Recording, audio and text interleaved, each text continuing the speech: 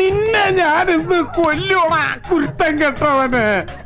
നിന്നെ ജീവനോട്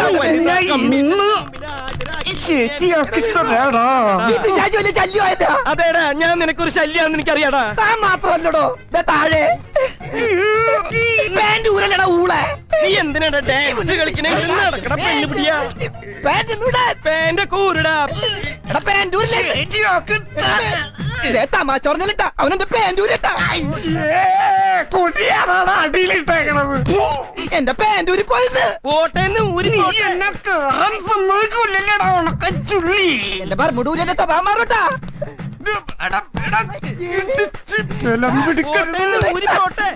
അവൻ ബർമുടേമ പിടിച്ചട്ടാ. ബർമൂട പോട്ടാ.